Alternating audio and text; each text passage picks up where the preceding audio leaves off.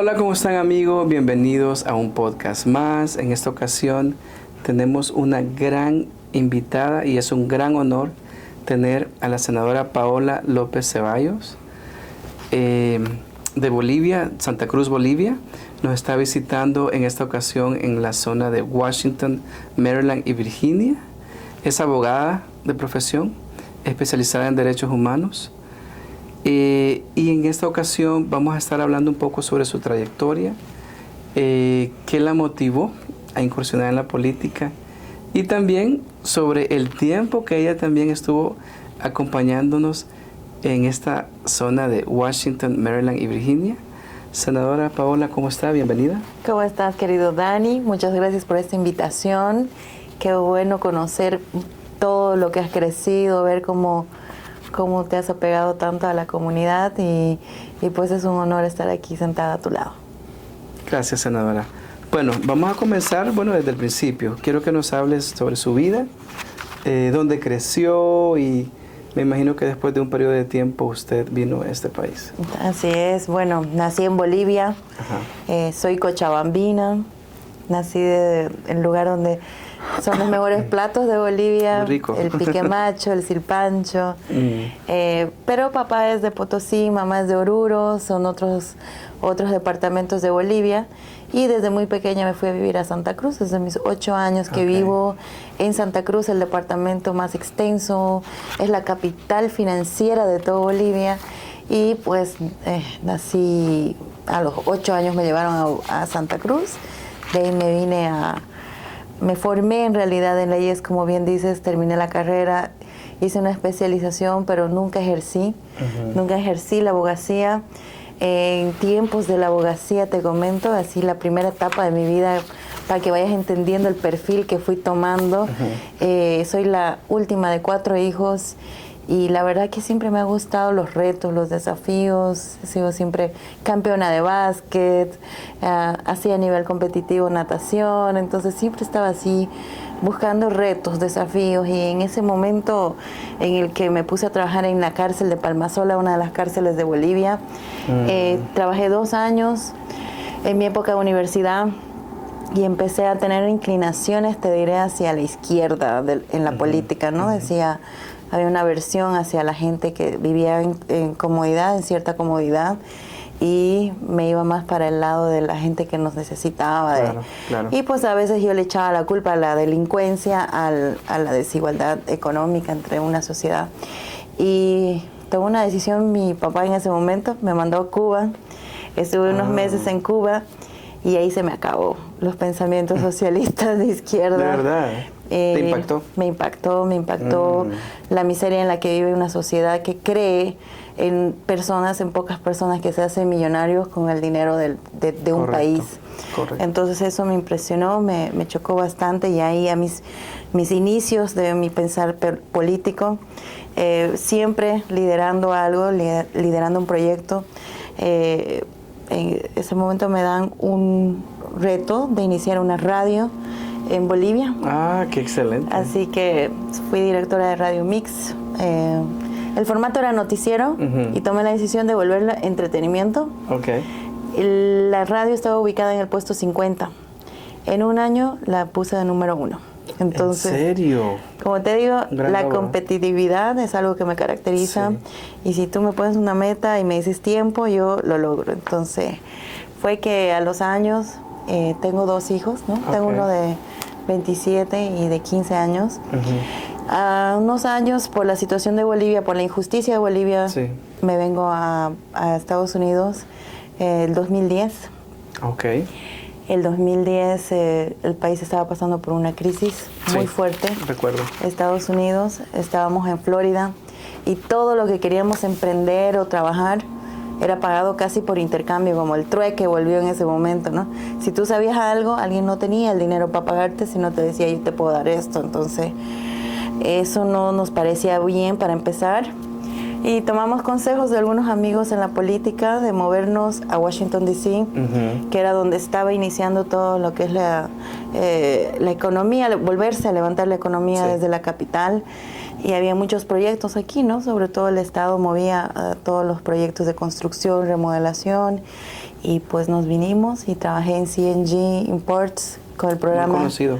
Sí, el programa DC Contigo como productora. Estuve bastante tiempo ahí y me di cuenta que los salvadoreños pues eran el poder en todo sentido. Los hice mi familia, fueron parte de mi vida. Y siempre que vengo acá es donde más cómoda me siento, son con los salvadoreños. Así que ahí fue que conocí al presidente Bukele. Cierto, eso fue alrededor del 2015, 16, ¿verdad? 16, sí. Sí, ya hace tiempo. Tuviste la oportunidad de verlo cuando él comenzaba, porque él visitaba la zona y en los festivales, creo, en los eventos donde todos los salvadoreños van. ¿Y cómo fue tu impresión? Porque he visto que ha sido como cambiando, ¿no? Conociendo. Y esa es la importancia de saber identificar como qué ideología política tomar, ¿verdad? Porque tú puedes crecer pensando de que, ok, la izquierda puede ser buena. El tema político, el tema social, perdón, a todos nos interesa que la gente tenga ayuda, ¿verdad? Pero al ver las injusticias, como tú mencionas, a mí me pasó algo similar. Al ver las injusticias, tú dices, pero ¿cómo es esto de que solo 3, 4 personas tienen todo el dinero y los demás sufren carencias? Entonces me imagino, empezaste a conocer el mensaje del presidente Bukele. Fue realmente, yo digo, Dios que puso el camino, en nuestro camino, las necesidades de nuestros pueblos, como es Bolivia y El Salvador. Bueno, yo desde pequeñita he vivido en una familia que es muy trabajadora, ¿ya? Muy trabajadora, exitosa, que han logrado generar resultados, no importa el político que esté. Entonces nunca hubo esa necesidad de entrar en la política, pero cuando llegué acá y viendo las injusticias que pasaban en mi país, en contra de mi familia, incluso, o sea, cuando la política empieza a entrar al mundo privado, al mundo de la gente que ni se mete en política, por ejemplo el turismo, que es el más afectado, los empresarios, entonces como que ya creamos esa necesidad interna de interiorizarnos y de entrar en la política. Sí. Mi generación millennial, yo creo que somos los más, y la tuya, somos los más, tenemos como más pragmatismo en la toma de decisiones y decir, ok, voy a dedicar 5 años de mi vida al activismo, a la política para poder cambiar nuestra realidad. Y eso es lo que ha pasado en mi caso. Tomé la decisión de apoyar con todo El Salvador porque había un alcalde que estaba haciendo la diferencia. Sí, me acuerdo bien cuando vi, bueno, yo sé mucho de tu cultura. Sí, yo sé. La gente piensa que yo fui a El Salvador, nunca fui a El Salvador, pero yo conozco mucho de El Salvador. Y dije, pucha, si un político, alcalde que tiene plata, que tiene profesión, empieza a simplemente tener voluntad de hacer las cosas, también puede uno hacer lo mismo. Entonces voy a seguirlo. Él hacía radio en ese momento y me acuerdo que su municipio no tenía plata para una ambulancia y él hizo un evento de paintball donde cada uno pagaba $1 y él jugó con alguien, creo, de la radio. De la radio y se llenó y lograron comprar la ambulancia. Entonces eso fue impactante para mí, fue algo que dije, solo es voluntad, solo es tener las ganas de no robarte el dinero que no es tuyo, de soñar con un país que sea modelo a nivel mundial. O sea, ¿por qué no? Sí se puede. Y cuando me dijeron, Paola, vas a ser parte de la campaña, él va a lanzar la campaña en Washington, D.C., yo dije, de aquí soy, no me muevo, esto sí se puede, sí se logra. Y si te das cuenta, no es izquierda o derecha, es solo hacer bien las cosas. Exacto. Nada más. Y de ponerte en la posición de servidor público, ya sea desde la asamblea o un congreso, ya sea desde el ejecutivo, la administración de los servicios de los ministerios o secretarías, no sé cómo se llama allá en El Salvador, en mi país se llama ministerios. Ministerios. direcciones y todo lo que tenga que ver con servir a los ciudadanos no tienen nada que ver con hacer dinero, ¿me entiendes? O sea, siempre ha sido esa mi concepción de la política. El político no debe robar, el político no debe ser rico, no debe ser millonario. Es un servidor público, es una profesión. Aquí en Estados Unidos vemos congresistas que tienen una casa humilde, normal, como cualquiera, ¿no? Entonces no ves un congresista o un concejal. O un alcalde. O un alcalde. Con mansiones. Con mansiones, ¿no? Cambiando su vida de un momento a otro. Entonces, soy de esa generación que eligió creer, que elige creer que sí se puede hacer la diferencia para nuestros países. Y estaba viendo de que fuiste elegida primera senadora titular por Santa Cruz. ¿Qué responsabilidad especial sientes al representar a tu departamento con esa fuerza económica y política dentro de Bolivia? Dani, el día que me llamaron, porque creo que sí debe llegar la política a tu vida. Sí puedes buscar ser parte del cambio, pero ciertos puestos de importancia, como lo es una congresswoman o una senadora, gran honor. Es un honor. O sea, yo me acuerdo cuando recibí la llamada del presidente Rodrigo Paz. Y yo no lo conocía a él en ese momento. Y lo único que me acordé fue del presidente Bukele. Dije, si él pudo, yo puedo.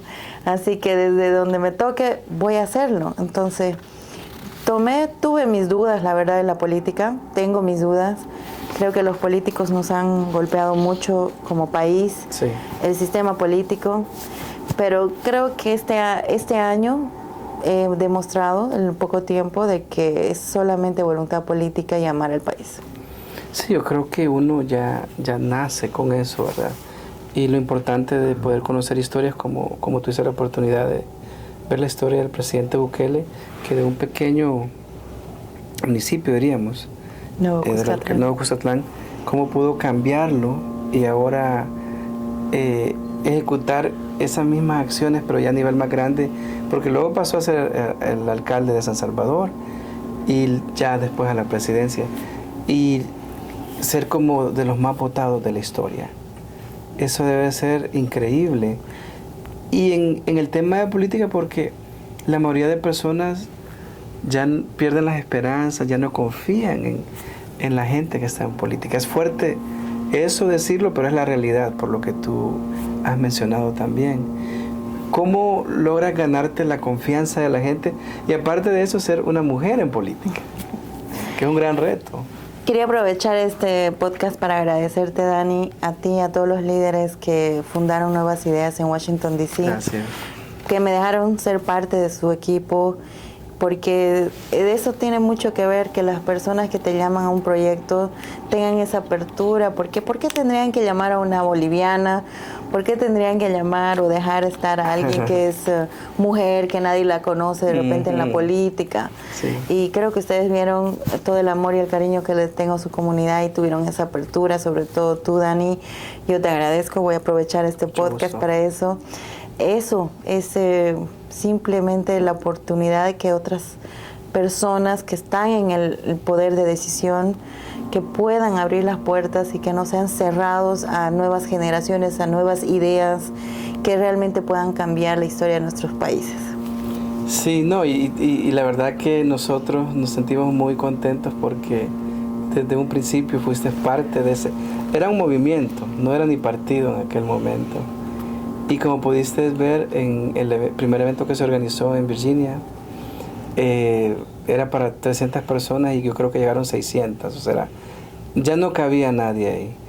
Y el gran mensaje que nos dio el presidente Bukele, y algo que él tocó bastante fue, y también me consta que es tu mensaje, es el tema de la corrupción, que desgraciadamente es algo que afecta mucho en la política.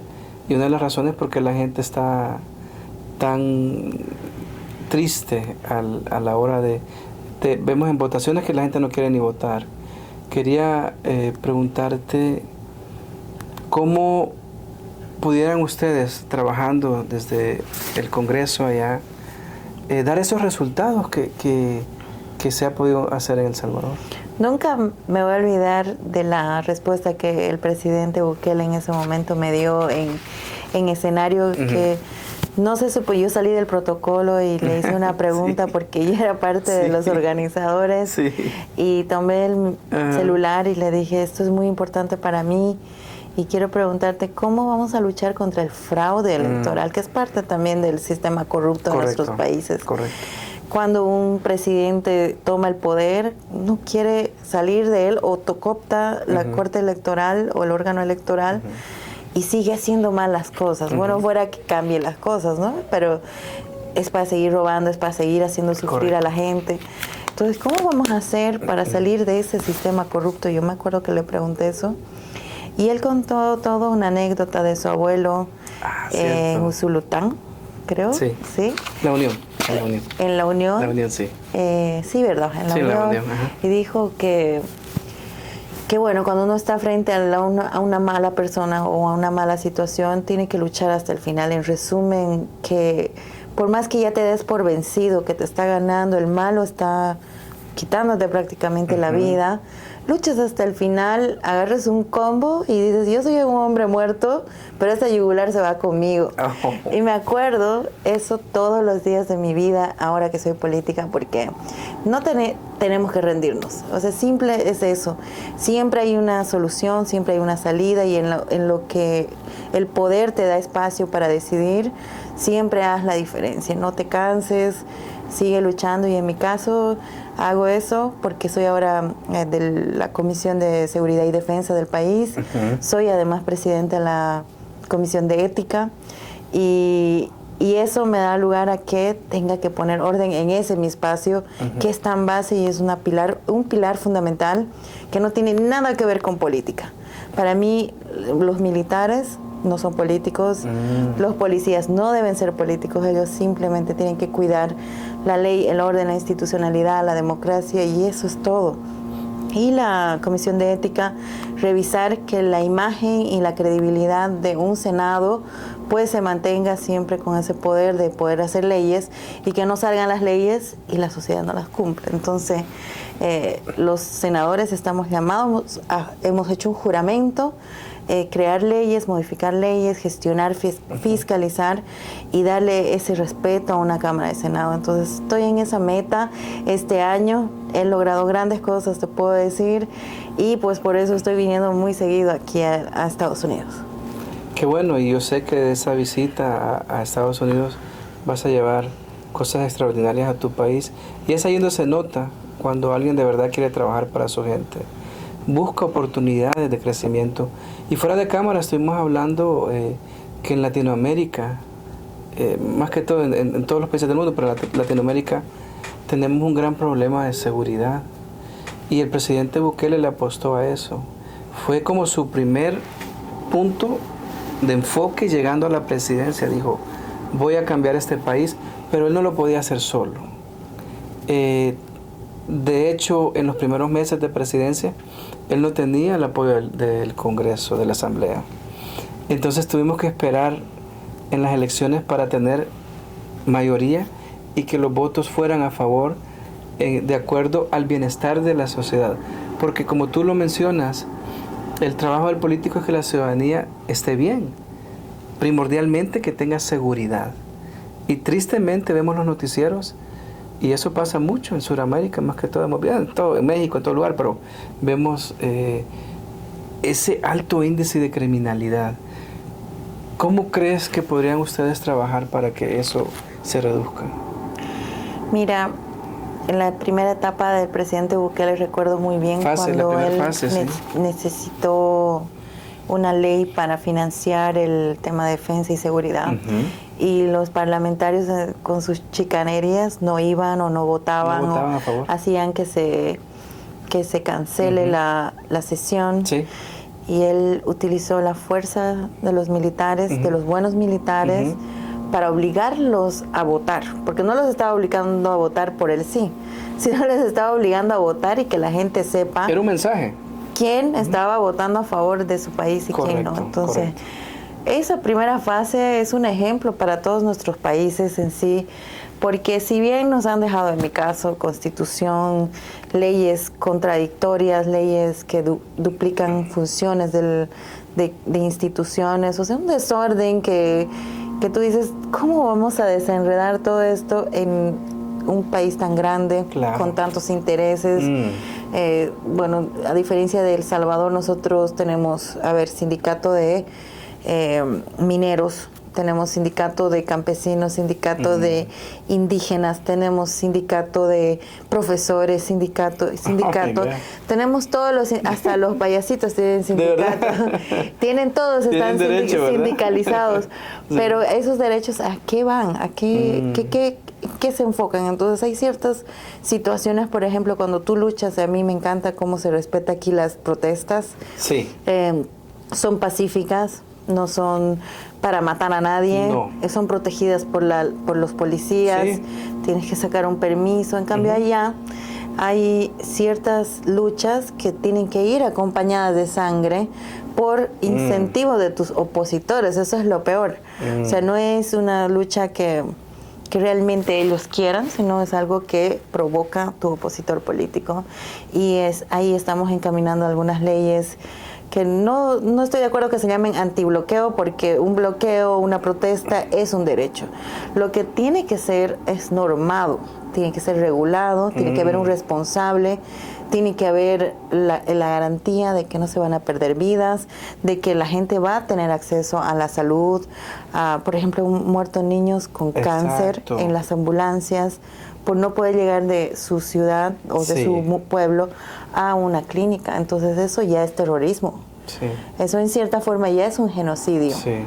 Entonces, si esos extremos no se toman seriamente, pues nunca vamos a poder poner orden en la casa. Entonces, como nuestros países, bajo el ejemplo de nuestro hermano, no sé si decir mayor o menor de El Salvador, menor le puedo decir por el porque es el pulgarcito, sí. Pero mayor porque han logrado grandes cosas y lo están estabilizando así, lo están estandarizando, y yo creo que va a ser muy difícil que entre un nuevo gobernador a desordenar todo eso.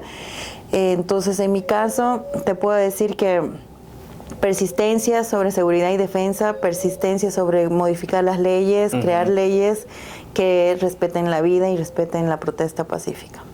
Eso, y también el tema de corrupción, ¿verdad? Porque lo que pasó en El Salvador también es que cuando se identificaban si un juez no estaba haciendo bien su trabajo, también lo destituían. Porque a veces tú puedes atrapar al bandido y lo llevan a corte, pero salen una semana o dos, que eso pasaba en El Salvador. Entonces, ¿de qué funcionaba el proceso? Y ahí es donde la fuerza militar, los soldados, los que andaban investigando, ya no tenían ni se animaban a seguir trabajando porque sentían de que el trabajo era en vano. Y se nota en otros países también ese tema. Entonces también hay que saber identificar ese tema de corrupción y destituir a la gente que no está haciendo el trabajo para el bienestar del pueblo. Fíjate que la parte de la política exterior de los países grandes, de los hermanos países grandes como Estados Unidos y otros, deben enfocarse a transparentar todo aquello, porque sí nos llega ayuda para justicia, sí nos llega fondos gubernamental o no gubernamental, para que lo tengamos todo eso correcto, pero la corrupción es la que hace que todo no valga la pena, se disperse. Entonces, no sé si aún tú tienes ministro de Justicia, por ejemplo, nosotros no tenemos Ministerio de Justicia. Actualmente. ¿No? El presidente lo eliminó, ese ministerio, entonces ya no hay un lazo entre el presidente, el ejecutivo y la justicia, lo cual en este momento es un poco malo porque hay algunos jueces que no se ponen en orden, pero sí ya la independencia de ese poder está logrando encaminarse a los próximos 100 años, porque el presidente piensa a 100 años, dice, ¿no? Ya este es el momento histórico de que el país mantenga sus poderes independientes uno del otro, y pues el sistema penitenciario, que es vital, ¿no? O sea, ahorita necesitamos jueces no corruptos, necesitamos jueces especializados, necesitamos jueces que también tengan un sueldo digno, porque te cuento que no son sueldos dignos los de los jueces, ¿no? Los operadores de justicia. Pero no es lo primordial. Para mí no es que gane bien primero, sino es que haga bien su trabajo primero. Que haga su trabajo, correcto. Entonces, sí, que se queden los mejores y a esos mejores mejorarles las condiciones de pago. También la parte del sistema penitenciario, importantísimo aprender de ustedes, que desde ahí prácticamente eran como un pentágono de la delincuencia, ¿no? Sí. O sea, desde ahí se mandaba a matar, a secuestrar, tenían todo. Tenían todo. Entonces, ahora... Que esto se da ahora en otros países. Claro. Que ellos viven, yo creo que viven mejor adentro que afuera. Sí, así es. Y siguen trabajando, entonces no hay... El SECOD, el sistema penitenciario, o sea, todo lo que ustedes han hecho, todo el modelo, solo replicarlo y no... Bueno, y tener el apoyo también, con lo que hablamos al principio, de congresistas que quieran hacer la diferencia. Pero a veces la oposición siempre va en contra de las buenas leyes que quieran poner. Los lobistas, hay que transparentarlos, el lobismo, hay que... Así como es el IRS, así lo mismo tiene que ser el auditoría. Auditoría, si estás mandando 100 millones de algo, que se vea, que se sienta. Yo a veces, cuando los chicos, los activistas en Bolivia de medio ambiente, ya sean voluntarios bomberos, ya sean activistas de la democracia, yo les digo, tú sabes a quién le estás ayudando, sabes de dónde viene ese movimiento, sabes que ese movimiento sí genera fondos, ese generar fondos se tiene que transparentar y no tiene que caer en malas manos para mantener partidos políticos que solo son como satélites para la siguiente elección. O sea, es un círculo vicioso que se tiene que eliminar. Y tiene que haber más personas con ese deseo de hacer la diferencia, ¿no? Porque lo que decía el presidente Bukele, el dinero alcanza cuando nadie roba. Y ves los resultados. Así es. Mucha gente quiere copiarse allá, pero los mal copian. Hay incluso desde el nombre, te comento. Ya solo falta que se pongan la barba. Solo falta, pero mentiras. Pero hay que ver y lo bueno... Hay que dar resultados y hay que demostrar con hechos, ¿verdad? Exacto.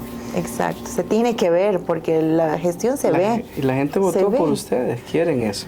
La gestión se ve cuando tú sales de tu casa, nadie te mata, nadie te roba, el camino está asfaltado, tienes hospital donde llevar a tus hijos cuando se enferman, tienes colegios, tienes buena educación y se da y se ve. Entonces eso... Y ustedes son un gran país con tantos recursos también que no, o sea, se puede hacer. Y aparentemente más educado, ¿no ves? Porque se vienen acá con profesiones, con colegios, con bachilleratos. Se puede hacer la diferencia, solo es de querer hacer. Sí. Bueno, ya casi estamos llegando al final. Me gustaría que le dieras un mensaje a toda nuestra comunidad también latina que reside en Estados Unidos, porque en su momento fuiste parte de nuestra comunidad, de la diáspora. Mensaje también a la gente que votó por ti y que ya muy pronto estás regresando al país.